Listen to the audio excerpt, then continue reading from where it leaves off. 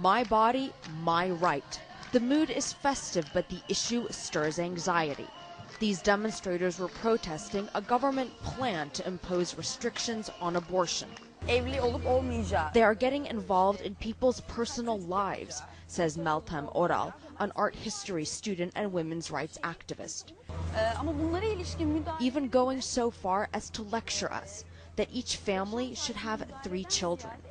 Critics of the government say the abortion issue is one of many that shows a growing intolerance on the part of the Erdogan government, now in office for a decade, and a greater desire to meddle in citizens' lives. Issues that include minority rights and freedom of the press.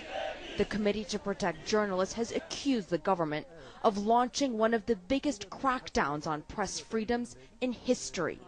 Ahmed Shuk, a prominent investigative journalist, is among dozens who have been detained. Released for now, although his case is still in court. They said I was a terrorist, he tells us, but he says it was really because of a controversial book he was working on. Turkey may seem like a vibrant democracy when compared to its eastern neighbors, but Shuk says if you compare Turkey to the West, it's an undeveloped dictatorial regime. While not all of Erdogan's critics would go that far, anger is being fueled by a heavy-handed police response to protests.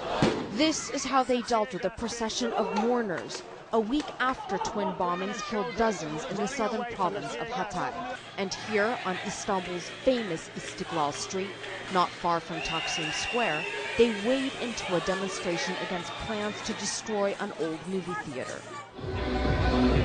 The government has ushered in an era of dynamic growth and modernization, opponents say, at a cost to Istanbul's history. They're already fuming after the government limited how many tables bars could place outside. Ayşenur Özdemir, a bar owner, says it's extinguishing the soul that defines this part of Istanbul. What you see now is not legal, she admits. It's her act of solidarity with Gezi Park. She and others often end up sheltering people when the riot police come.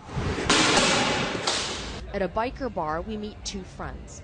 Taksim has always been a culture of fun, Hakan, a bartender, tells us, but the government wants to change this. It's not an issue of drinking or some treats, his friend Berk adds. It's about the level of interference in people's lives. Both agree that Erdogan has done much for Turkey, but they feel the government is slowly eroding their freedoms and identity.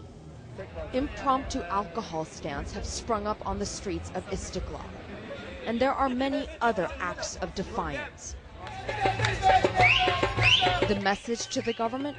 You can't stop us living how we want to. Arwa Damon, Siana, Istanbul.